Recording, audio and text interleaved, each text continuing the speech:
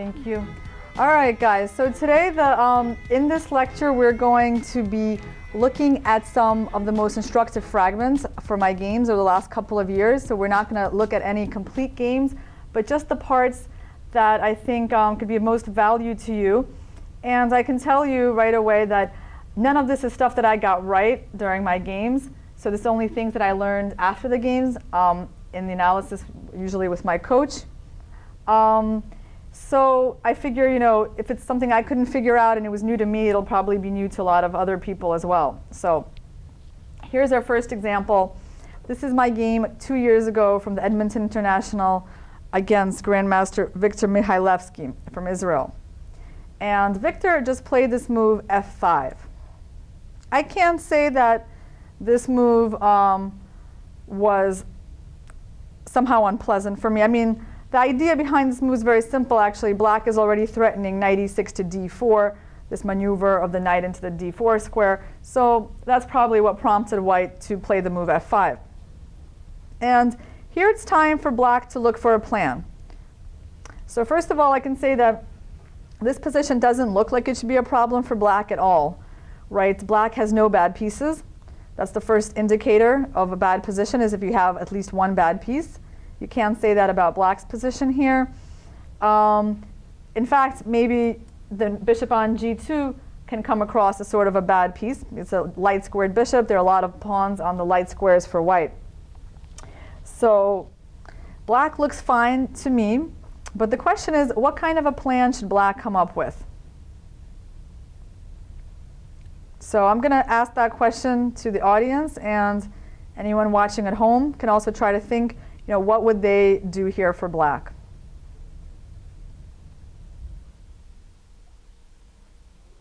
Try and get d5 in somehow and set that up.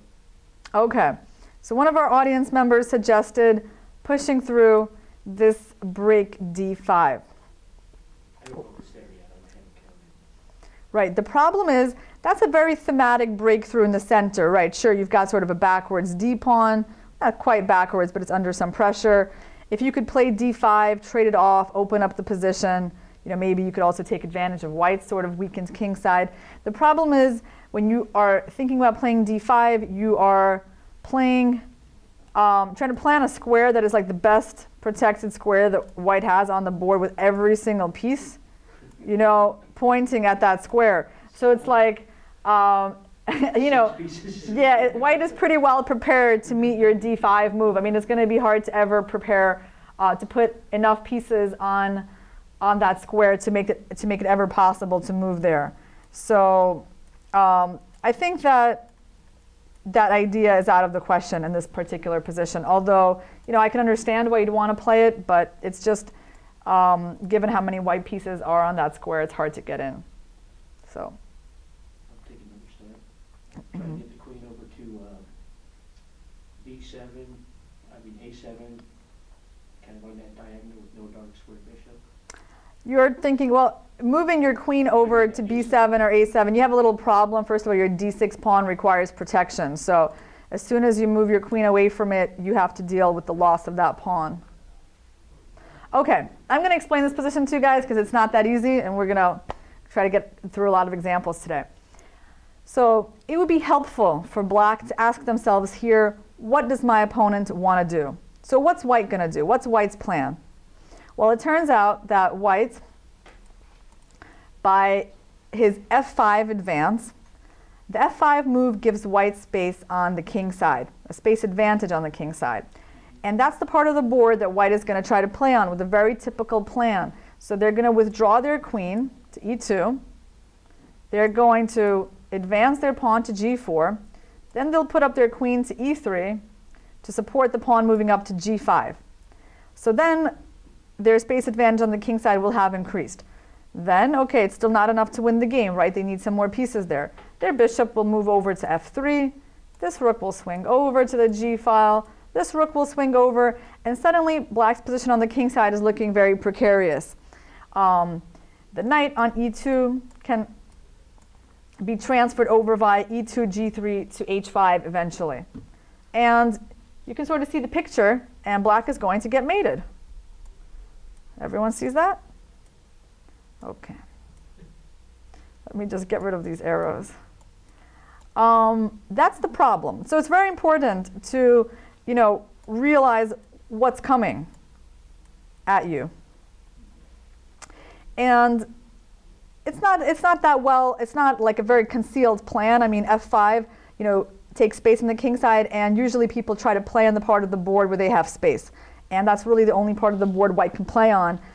They can't break through in the center, even though their rooks are attacking that pawn, and they're certainly not stronger on the queen side. So, question is, what should black do? And in the game, I simply didn't come up with any effective antidote to white's plan, and I got into basically a losing position with precisely the kind of stuff I showed you. It wasn't obvious to me. What I did, I played A4. I played A3. I forced white to put a pawn on B3, so I fixed the queenside pawn structure in a favorable way for myself, and we can see that shortly. But unfortunately, the game was going to be taking place on the king side, not on the queen side, so that was the problem for black. So I showed this game to my coach, and he came up with a plan that I didn't think about at all, and the computer doesn't even offer. In the beginning, one of his first impulse, by the way, was to try to okay, you play rook d7, for example, and you try to run. Yeah, you try to run from that dangerous part of the board to part of the board where you're better protected.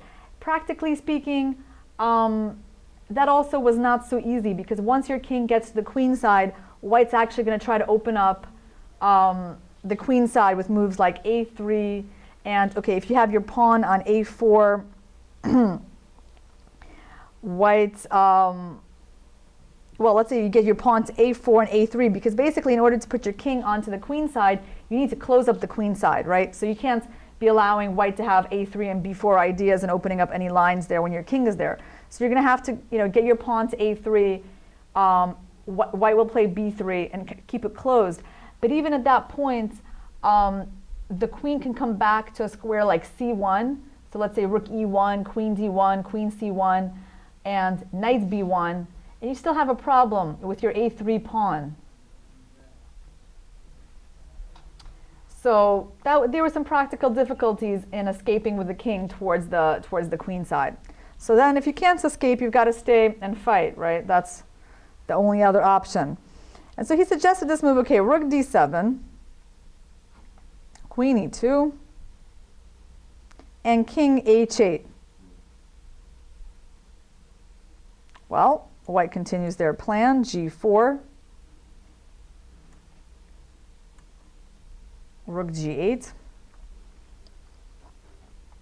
Well, I should actually comment on these moves because they're not obvious. Have you guys ever seen anything like this? Because I hadn't. I mean, it's a rare idea. I mean, of course, it's a common idea to put the king on h8 and the rook next to him when there's an open file next to in front of the king, so you're trying to make the king safer, right?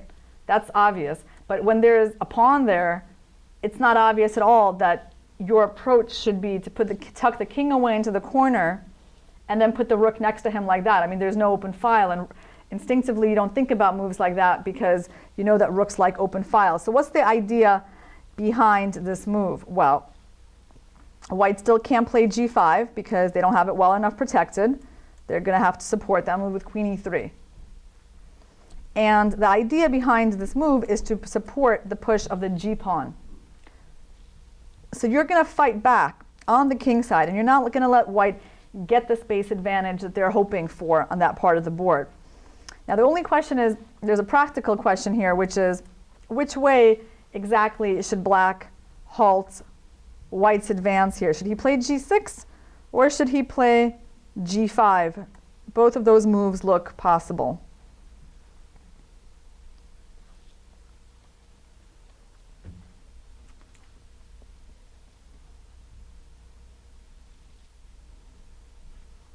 Black is serious about opening this line to g6. So g5, black can close it up again. Well, if you played g5 and your only concern is that white is going to close up this part of the board, then you can consider your plan to have been a total success, right? because your whole dream is black. You're not trying to win on the king side. If you can just stop white from winning on that part of the board, then you have nothing to fear here. Right? White has white's pawns are going nowhere, and you're going to switch your attention to the queen side now. And I think if anyone has a more promising position, it's going to be black, because there's more of a plan. There are more plans for black than there are for white. White's only plan was playing on the king side. I like the move g5, guys, but unfortunately there's a tactical problem with it. Otherwise, it'd be a perfectly good move. You're putting pawns in the dark squares. You're threatening to take. If white advances, it's certainly not a problem for you, just like we saw. There's a tactical problem with it, and that is pawn takes pawn. And the way you'd like to recapture is with the rook. Right? You want that rook to be on that semi-open file. But unfortunately, there's a little problem on the d file. And your queen is trapped. It has forced to go to the back rank. And there's a skewer. And that's not a skewer, this is a pin. I always mix those things up. Yeah, there's a pin on the queen, and you wind up with an extra piece. So that's unfortunate. Positionally speaking, though, guys, nothing wrong with the move g5. It's just a little tactical problem in this particular position. So, and if they take, you don't really want to take with the f pawn. I mean, that's not perfect because, first of all, it's sad for the rook to be closed up on this file. White has a strong protected passed pawn in f5. So you haven't quite accomplished what you wanted. So this is not ideal. I mean, okay, it's not losing for black yet, but I wouldn't consider this to be the solution to black's problems. So process of elimination, black starts with the move g6 here. Now, if white takes, of course, you take with the rook. And your rook, you see, has found a very good function on the board. I mean, white certainly does not have a free reign on the king side like they were intending to. Can you still do that queen sacrifice thing? Yes, now it doesn't work, I think. Yes, it doesn't work because the queen has a square not on the back rank. And the queen, there's no f pawn in this variation, right? There's no white pawn in f5. Queen is able to escape, so there's no tactic. What else can white do? Well, first of all, these moves are possible. White can, really just go full force ahead. It's a tactical move because obviously after you take, like on f5, the g pawn, the g5 pawn starts to hang. And basically in these complications, black is okay. So we're not looking at every single move here. We're just trying to understand the idea. And on a move like bishop f3, seems very logical to try to support that g pawn. Black can simply capture. That's black's idea. I mean, they're intending to open up the g file, but their rook is in a very good position for the opening up of that file. If white takes with a g pawn, you can actually just compare this with what I got later on in this game. Here, white's rooks are not able to just get control over the g file. Black has a rook on g8, and the problem was that in the game, it was white who had a pawn on g5, and the rooks lined up on the g file, and white was able to capture on f6 at their convenience and gain control over that file. But here, if you're playing g6 yourself and taking on f5, then obviously white is not going to get that same control over the g file. If white tries to capture this way, which was actually the point of this move to keep g4 protected, now white's opening up that bishop. Nice illustration of black's counterplays with this move e4. Again, you've got 3 pieces attacking that pawn, only 2 protecting. But because of the counterplay against the g4 pawn, which you're going to win in the end after the different captures, black is doing fine. And if they don't capture on e4, well, you've got a great central square for your queen. So it's looking pretty good. So I don't know if you guys are in awe of this solution yet, but honestly, I was. I don't know, because I'd never seen anything like it in chess. Maybe that's a limitation of my chess knowledge. But it's not that common of an idea, this king h8, rook g8, given that there is no open file in sight, and you're the one who's actually going to be creating it. This is a pretty strong prophylactic plan. And the main thinking behind this move is really like, what is white's dangerous plan? Well, white does have that dangerous plan of expansion on the king side. And it's very dangerous when you allow your opponent to get such a big space advantage. So king h8, rook g8, g6 is an attempt to stop white from getting that overwhelming space advantage on the king side. And I can just show you what happened when I didn't deal with that plan. So it didn't strike me as all that dangerous, seemed like a long way in the future. I thought, okay, well, let me play on the queen side, make my position better there. So my idea is a3. And white really can't push any pawns on the queen side because they're just, he weakens too many squares. So white stays put. He just follows through with his plan. Sorry. We're on f5 and a4. We're going to promote this variation. a4, queen e2, a3. So white's got to keep the queen side closed. b3. So I was feeling pretty happy here. I put a lot of pawns in the dark squares. I fixed even more of white's pawns on the light squares. And I was envisioning, of course, if black ever lives to see the endgame is going to be very good for black, with such great knights and that weakness on a2 and the bad bishop on g2. So from that point of view, positionally speaking, it's not a bad idea. The problem is it does nothing against white's plan. So, and once I got it, how do I break through? I can't really break through on the king side, on the queen side or in the center, and I was kind of stuck at this point for a plan. So now I go king h8. My opponent plays queen e3. Now I'm a little bit slow, I think, to try the rook d7 to g8, rook g8 idea. Although maybe it was still, I'm a little slow with that. So now my knights are looking perfect, but they're not going anywhere. So I decided I was going to try to transfer one of them to d4. Well, that's a good idea. The knight would be well placed there. And if the knight's there, it takes pressure off of the d6 pawn, so you don't have to worry about protecting it. But it takes a long time.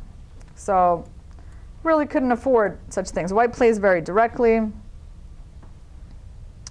Knight c to a6. In fact, I think I just realized there was a problem with playing this kind of move, right? Because I have that pawn hanging right away on d6. So I have to show you these bad moves. Before, when I did the lecture, I just kind of fast forwarded to the next position I wanted to show you, but fine.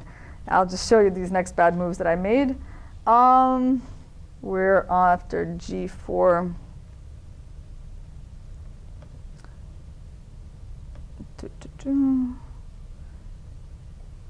Yeah, I really didn't play this part of the game very well.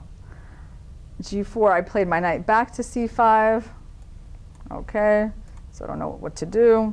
Bishop to f3. Oh gee, more time wasting. Great.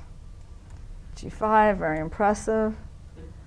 Okay, well, the problem is I just didn't know what to do. The queen side was fixed in a nice way for me, but I couldn't break through there. I couldn't play in the center, and I didn't come up with a plan of trying to fight back on the king side yet. So I was just kind of moving my knights around. My opponent starts to maneuver the knight into h5, knight e2. Yeah, let's just walk by these moves. I forgot how bad this part of the game was for me. c5, finally, okay, this knight gets here. Okay, now this knight, we do a little knight switch. Finally, I did put in this knight on d4. So here is white's build-up. White is not in a hurry to take on f6. They're going to do it when they are going to have good control over that file. Rook g1, rook g8. So I did play this stuff, but only as a purely defensive setup to guard the g7 square, not trying to, at this point it's too late to go for things like g6 because the knight's already on h5 and you have a problem with the f6 pawn. So there's no chance for black to actually get any counterplay here on this part of the board. So that's the problem. So rook g8, rook here, knights. My knights are pretty good. The problem is that's not the part of the board where the game is going to be concluded. Bishop d1. So the bishop on d1, not an amazing piece still, but he does a pretty good job of controlling the knights a bit. So let's walk through this part. This was kind of the time pressure part. Rook a2, rook f2, rook a f8. Okay, so I have nothing to do here actually, guys, other than kind of wait for white to decide when he's going to open up the position. And because it's time pressure, this was like move 40 right here. My opponent didn't really change anything. And rook fg2, rook b f8. So here we go. King h2, knight dc6. Well, you can see black is forced to total passivity. Finally, white takes. Black takes. There we go. Queen g1. This was the whole point of his little queen maneuvers. Queen d8, guarding the rook on g8. Knight g7, threatening knight e6, knight d4. Okay. Yeah, this was an interesting part of the game. So kind of there were two main things from this game. The first was the critical moments where I didn't find the right plan. The part I showed you now, I didn't really comment because there wasn't that much to comment on. And this part of the game was interesting for a different reason. It's kind of like was one of the prettiest defenses I've ever come up with. So I thought, even though it's not perfectly in line with the instructive part, it's certainly aesthetic. So we're going to take a look at it. Knight d4, h5, and queen a8. Always get lost over here. There. Queen a8 and queen e3. Okay.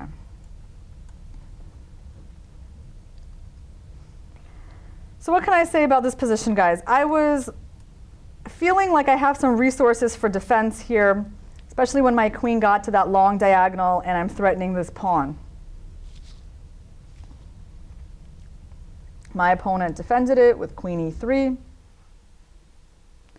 And I played, yeah, this is what I had been counting on. Well, queen e3 is a very logical move. So the funny thing about this position, remember many moves ago, I had conceived of this plan of pushing up that a pawn. And I had been counting on this pawn to help me out in the endgame. And basically, I mean, it's a very strong pawn. It gives black a lot of tactical chances. There's always, ideas of like sacking a knight there to get a passed pawn, winning this pawn. And for example, here is the first moment that that a3 pawn has come in handy. So I can capture the pawn on a2 here, because if the rook captures my knight, the rook has been deflected. I can capture back the knight on g7, and I'm safe. Like, I'm not getting mated here. So I'm able to make that knight's capture because of this tactical reason. Now, white made this move rook g4. It's kind of a slow move in a very sharp position. But what can white do? Well, white's natural try is this move. Queen to h6. Dangerous square for the queen to get to. And I'm sure my opponent didn't play this move because he was afraid of this pawn being captured and the queen coming in with all these checks, and looks like black has a lot of counterplay.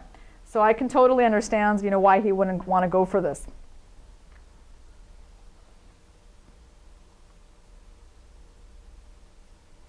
But white doesn't have to be afraid of this because of this move rook g4, so they're guarding the fourth rank. If white hurries and makes a move like this, which, by the way, is a dangerous attacking idea that white has, finally opening up that g file. The idea is, well, I mean, there are a lot of ideas, really. At this point, there's queen f6, it's threatening mate.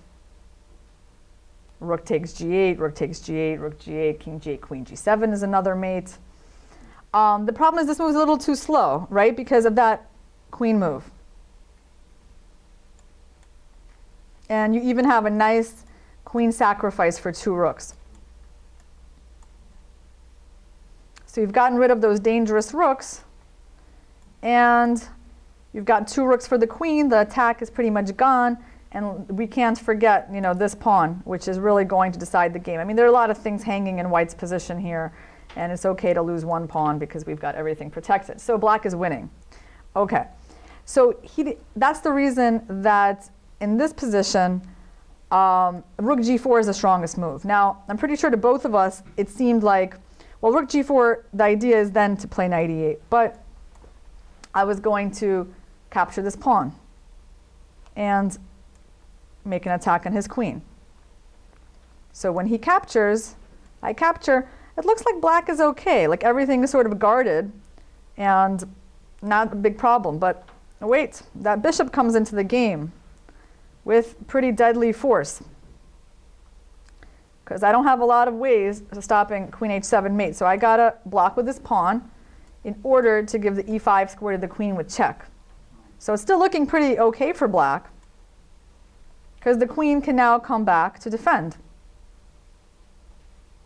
And, you know, what's the problem? Well, there is a problem. There's more stuff raining down on black. This is kind of like the final thing.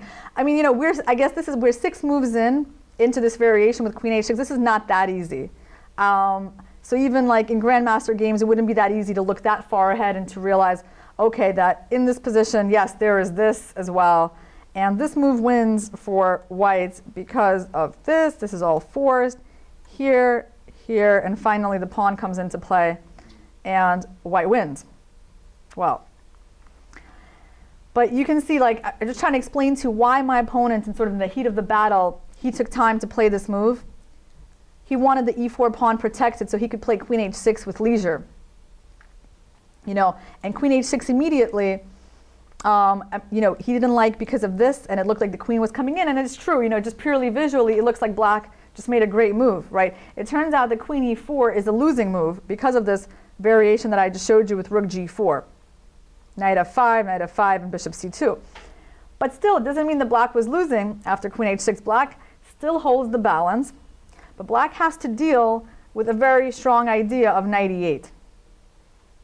That move basically like interfering with black's lines of communication on the 8th rank and opening up, I mean, just so you get an idea what we're threatening. Like if we make some random moves like moving the knight back so you can queen your pawn, this move works because you're basically getting to the f6 square.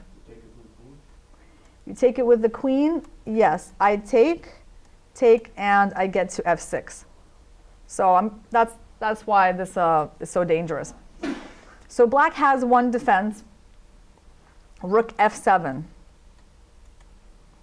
You've got to remove that rook from its dangerous position on f8 and make sure it's going to be there to guard the pawn on f6. So now this step doesn't work anymore because you don't have a rook hanging on this square with a check. So you can afford to just make a capture. There's no queen takes f8 winning here. If white recaptures, now you take the knight, everything's protected, you win. So black is still not losing after queen h6. Rook f7 holds the balance. All right, but my opponent played rook g4 and protected that pawn. So I moved my knight back to b4, and he played queen h6. So remember this defensive idea? I got to use it here. I moved my rook out of the way, and he played knight e6.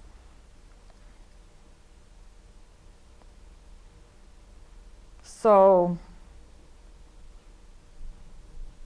I don't want to take that knight because the e-pawn will just be very dangerous. And f6, there's a problem with that. So I captured this way because my rook was hanging. What's white threatening in this position? That's the G7. rook g7. And rook g7 looks like a pretty much a winning move for white, right? Yeah, it looks pretty winning. Okay. Well, there's no really good defense to that move. I can't stop it from being played. By the way, I can't stop it with a move like queen a7 because my queen needs to be on the 8th rank. And if I let that knight come to f8 now, the knight's arrival on g6 on the next move is going to be very unpleasant. Not to mention, you know, there's knight takes h7 as well. You know, that's another little unpleasant move. So my queen can't leave the 8th rank to stop the move rook g7. So I really can't do anything about it. So I play a2. The rook comes in. So is it time to resign? Never resign? Well, it's almost time to resign unless you've foreseen like one defense here. There is a defense for black. So white's threatening mate in 1. If you capture the rook, it's also mate in 1.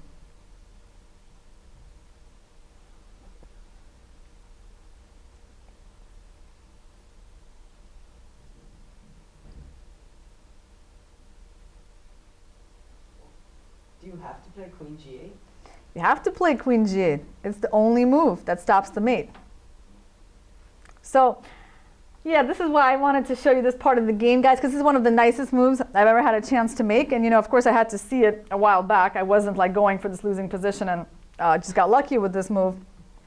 But it's the only move, and it's a very good defensive move. So it's a defensive queen sacrifice. You hold your whole king side together, and white has nothing better than to take your queen. But in the end, remember how I've been pinning all my hopes on that little pawn that moved up from a5 and so on. That pawn is going to win the game for black. Because it turns out that even though white has that impressive queen and knights on the king side, there are no more infiltration squares. There's not even a single check that white can make. And the a-pawn is about to queen. So white had to go from this attack, and you know, the threat of checkmate, to retreat and trying to stop the a-pawn. Queen a1, queen c1. Rooks like to be behind passed pawns. So the rook went to a7, and the queen had to get very passive to stop that pawn. So now it was time to wrap things up. Get the queen out of the way. Those knights did nothing all game, another decisive. Oh yeah, well, you know, it's kind of, what's funny about this game is that like when I was playing my pawn to a3, you know, I had that kind of vision for it. Like I knew that could be a very powerful pawn. And it did work out that way in the game, but it doesn't mean like my whole concept was right. At least like I should have taken some action on the king side first because I was under a very dangerous attack, and he didn't sort of finish it up right away, and I got to sort of defend. And the defensive part, okay, that was pretty nice. And yeah, my vision sort of worked out for the a-pawn. Has a very nice future, doesn't it? Yeah, knight c2 and queen d1. So the only thing here, you know, it's still a little bit tricky because funnily enough, if you promote the pawn to a queen after this move, white still makes very dangerous threats against your king, and you don't have a single good check. And the king is in a lot of danger. The queen and a1 is sort of out of the picture. So I couldn't hurry with that. So the knight moved back. And the point here is that if the queen moves here, right, I don't repeat the position with knight c2, but now I take this pawn.